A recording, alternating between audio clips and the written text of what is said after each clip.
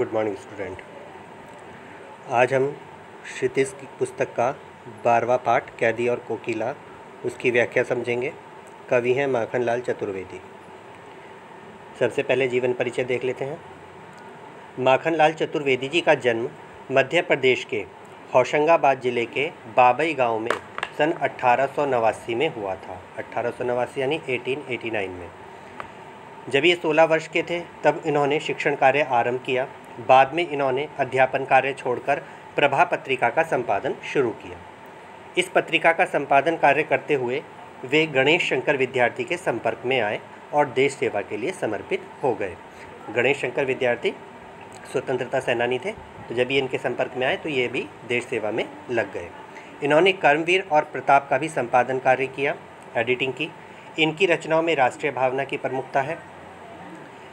इनकी कुछ प्रमुख रचनाएं हैं हिमक्रीटनी, हिमतरंगिनी, वेणु लो गूंजे धरा आदि। तो जो प्रस्तुत कविता है हमारे पास कैदी और कोकिला, ये कविता काफ़ी लोकप्रिय कविता है माखनलाल चतुर्वेदी जी की। इस कविता में भारतीय स्वतंत्रता सेनानियों के साथ जेल में किए गए दुर्व्यवहार और उनकी यातनाओं का बड़ा ही मार्मिक चित्रण कवि ने किया है। कवि जेल में बंद है और वहाँ उदास एवं एकाकी जीवन व्यतीत कर रहा है। वह अपने मन के दुख, असंतोष और ब्रिटिश शासन के प्रति आक्रोश को प्रकट करते हुए मधुर गीत गाने वाली कोयल को संबोधित कर रहा है। कवि को लगता है कि कोयल पूरे देश को एक जेल के रूप में देख रही है, इसलिए आधी रात को चीख रही है। तो कविता स्टार्ट करते हैं। क्या गाती हो, क्यों रह जाती हो, कोकिल बोलो तो। क्या लाती हो, संदेशा किसका है, कोकिल बोलो तो। आधी रात में कोयल को बोलता हुआ देख करके कवि उससे कह रहा है कि हे कोयल, तुम इस आधी रात में क्यों बोल रही हो? क्या तुम किसी का संदेशा लेकर आई हो जो तुम हमें बताना चाहती हो?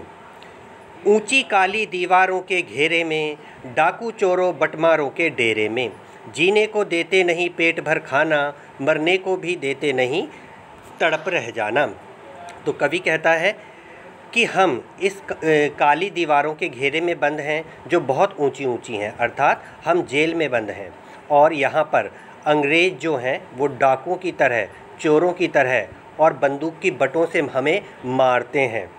ये हमें जीने नहीं देते हैं और ना ही ये हमें मरने देते हैं, अर्थात ना तो ये हमें पेट भर खाना देते हैं और ना ही ये हमें भूखा छोड़ते हैं, अर्थात ये हमें दिन रात यातनाएं देते हैं, हमें तड़पाते रहते हैं। जीवन पर अब दिन रात कड़ा पहरा है, शासन है या तम का प्रभाव गहरा है। अंग्रेजी शासन की तुलना यहाँ पर कवि ने अंधकार से की है। तो कहता है कि ये अंग्रेजी शासन है या चारों ओर फैला अंधकार है, जी क्योंकि हमारे जीवन पर दिन रात इन सैनिकों का कड़ा पहरा रहता है। हिमकर निराश कर चला रात भी काली, इस समय काली माँ मई जगी क्यों आली। हिमकर यानी चंद्रमा, कि चंद्रमा भी निराश होकर इस रात को अंधेरी छोड़कर चला गया है। फिर इस काली रात में तू क्यों जग रही है, तू क्यों बोल रही है। आगे कवि कहता है क्यों हुक पड़ी वेदना बोझ वाली सी, कोकिल बोलो तो।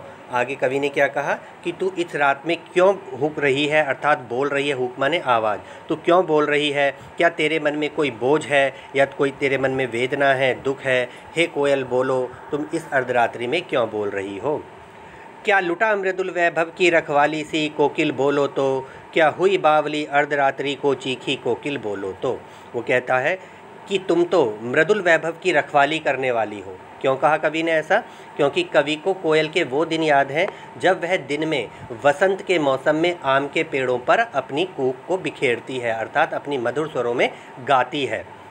वसंत ऋतु को सबसे अच्छी ऋतु माना जाता है ना, और कोयल जो है वसंत ऋतु में बोलती है, तो इसीलिए कवि ने कहा है कि मृदुल वैभव की रखवाली, कि तुम तो मृदुल वैभव की रखवाली करने वाली थी, अर्थात तुम तो अच्छे मौसम में बोलती हो, लेकिन आज अर्धरात्रि को तुम क्यों बोल रही हो? क्या तुमने कुछ लुटता हुआ देख लिया है, या तुम पागल हो गई हो? बावली मीन्स पागल, या तुम पागल हो गई हो जो अर्धरात्रि में अर्थात आधी रात में बोल रही हो, कूक रही हो। हे कोयल, क्या कारण है बताओ तो।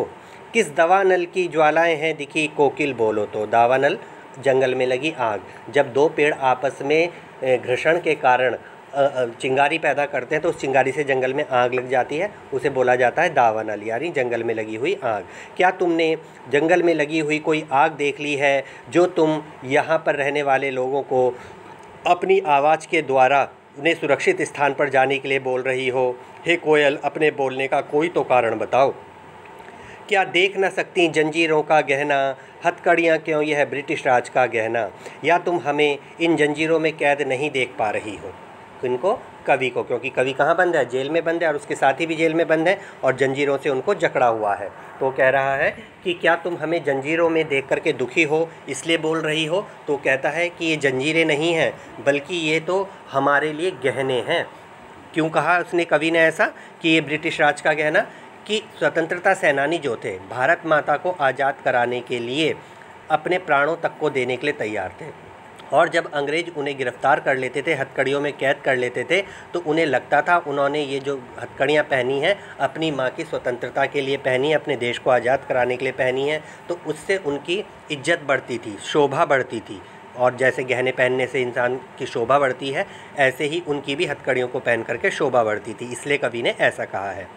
आगे कवि कहता है, कोलू का चरक चूँ जीवन की तान, गिट्टी पर उंगलियों ने लिखे गान। वो कहता है कि हमें यहाँ पर कोलू की तरह हमसे काम लिया जाता है, जैसे कोलू में बैलों को जोत दिया जाता है, ऐसे ही हमसे भी काम लिया जाता है, और हम गिट्टियों पर, यानी जो वहाँ पर ईंटें हैं, उन ईंटों पर अपनी उंगलियों से अपने देश के यशोगान को लिख रहे हैं। हूँ मोट खींचता लगा पेट पर जुआं, खाली करता हूँ ब्रिटिश अकड़ का कुआं। और वो कहता है कि मैं अपने पेट पर जुआं रख करके, जुआं किसे बोलते हैं? जो आपने देखा है बुग्गी हुई, ठीक है, तो बुग्गी हुई या कोहलू हुआ, तो बुग्गी का जो वाला हिस्सा होता है ना, जो बैल के ऊपर रखा जाता है, कपड़े वाला हिस्सा जो बैल की गर्दन पे रखा जाता है, उसे मोट कहते हैं, ठीक है ना। तो कहता है कि इसी प्रकार हम लोगों से भी ये लोग कोलू चलवाते हैं और चरक चलवाते हैं। चरक क्या होता है? कुएं से या नदी से पानी निकालने की एक मशीन होती है जो बैलों के द्वारा चलाई जाती थी। डंडे से लंबा सा डंडा बांध करके बैल उसके की गर्दन पर रख दिया जाता था और बैल गोल गोल घूमता था, तो वो पहिया ऐसे ऐसे घूमता था। उस पहिए पर कनस्तर बंधे रहते थे कटे हुए, तो वो कनस्तर क्या होते थे, नीचे से पानी भर कर लाते थे और इस तरीके से वो नाली के थ्रू खेतों तक पहुँचाया जाता था पानी। तो उसी के लिए उसने कहा कि हम लोगों को भी मोट खींचना पड़ता है और हम अपने पेट पर कपड़ा बांध करके उस मोट को खींचते हैं और ब्रिटिश अकड़ के कुएं को भी खाली करते हैं। अर्थात हम अपनी जुझारूपन से और अपनी ताकत से और अपनी हिम्मत से ब्रिटिश शासकों के भी अकड़ को ढीला कर रहे हैं। दिन में करुणा क्यों जगे रुलाने वाली, इसलिए रात में गजब ढा रही आली। कि तू दिन में शायद लोगों को करुणा में नहीं डालना चाहती है, उन्हें दुखी नहीं देखना चाहती है, इसलिए रात में तू बोल रही है। इस शांत समय में अंधकार को भेद रो रही क्यों हो, कोकिल बोलो तो। और वो कहता है फिर वही बात कि इस शांत समय में अर्थात इस अर्धरात्रि में बोलकर तुम इस अंधकार को क्यों चीर रही हो, चुपचाप मधुर बीज विद्रोह इस भांति बो रही क्यों हो, और तुम चुपचाप विद्रोह के बीजों को क्यों बो रही हो, अर्थात तुम क्रांति का संदेशा क्यों दे रही हो इस रात्रि में। आगे कवि कहता है, काली तू रजनी भी काली, शासन की करनी भी काली, काली लहर कल्पना काली, मेरी काल कोठरी काली, टोपी काली कमली काली, मेरी लोह श्रृंखला काली, पहरे की हूँ कृति की व्याली, तिस पर है गाली ये आली। यहाँ पर काली शब्द से कविता में एक अलग ही चमत्कार उत्पन्न हुआ है, और इस काली शब्द के द्वारा जो कवि है वह अंग्रेजी शासन के अंधकार को प्रकट करना चाहता है। तो वो कहता है, काली तू रजनी भी काली, रजनी माने रात, कि तेरा भी रंग काला है, कोयल काली होती है ना, तो तेरा भी रंग काला है और इस रात का रंग भी काला है। शासन की करनी भी काली, और जो ये ब्रिटिश शासन है इसके कार्य भी काले ही हैं, इसकी करतूतें भी काली हैं। काली लहर कल्पना काली, लहरें भी काली हैं, रात के समय लहरें कैसी दिख रही हैं, काली दिख रही हैं, और हमारी जो कल्पनाएं हैं वो भी अंधकार से भरी हुई हैं, इसलिए उसने कल्पनाओं को भी काली कहा है, क्योंकि उन्हें समझ नहीं आ रहा है कि क्या हमें इस शासन से कभी मुक्ति मिलेगी। मेरी काल कोठरी काली, वो कहता है जिस कोठरी में मुझे बंद किया गया है यहाँ भी घोर अंधकार है, अर्थात काला अंधेरा छाया हुआ है। टोपी काली कमली काली, कि जो हमें काला जो कंबल दिया गया है वो भी काला है, और ये जो यहाँ पर सिपाही पहरा दे रहे हैं इनकी टोपी भी काली है। मेरी लोह श्रृंखला काली, और मेरे हाथों में जो हथकड़ियाँ पहनाई गई हैं उनका भी रंग काला है। पहरे की हूँ कृति की व्याली, और हमारे चारों ओर जो पहरा है उसकी आवाज़ें एक सांप की भांति हमें घेरे हुए हैं, अर्थात सिपाही चारों ओर घूम रहे हैं। तिस पर है गाली ये आली, और उस पर भी ये हमें गालियाँ दे रहे हैं। हे सखी, आली माने सखी। इस काले संकट सागर पर मरने की मदमाती कोकिल बोलो तो। वो कहता है कि तुम क्यों मदमस्त हो रही हो, और इस काले संकट को देख करके तुम क्या कहना चाहती हो। हे कोयल, अपने बोलने का कारण बताओ। अपने चमकीले गीतों को क्यों कर हो तहराती कोकिल बोलो तो। तुम तो अपने चमकते हुए गीतों के लिए जानी जाती हो, तो फिर इस रात में क्यों बोल रही हो। अपने बोलने का कारण बताओ। तुझे मिली हरियाली डाली, मुझे नसीब कोठरी काली। आगे वो कहता है कि तुझे तो हरियाली मिली है, तू स्वतंत्र है, तू हर जगह उड़ सकती है, और मैं यहाँ कैद हूँ। तो कवि यहाँ पर क्यों निराश है? कवि इसलिए निराश है क्योंकि वो काल कोठरी में कैद है और अपने देश के लिए कुछ नहीं कर पा रहा है, जबकि कोयल क्या है? स्वतंत्र है, वो हर जगह जा सकती है। आगे उसने कहा, तेरा नभ भर में संचार, मेरा 10 फुट का संसार। कि तू तो संपूर्ण विश्व में घूम सकती है, किंतु मेरे लिए तो ये 10 फुट की काली कोठरी है, मैं बस यहीं रह सकता हूँ, यहीं घूम सकता हूँ। तेरे गीत कहावे वाह, जब तू बोलती है गाती है तो सब वाह वाह करते हैं। रोना भी है मुझे गुनाह, और अगर मैं रो जाऊँ तो वो मेरे लिए गुनाह है, क्योंकि अगर मेरी आंखों से आंसू बहेंगे तो लोग सोचेंगे शायद मैं जेल की यातनाओं से डर गया हूँ, इसलिए मैं तो रो भी नहीं सकता हूँ।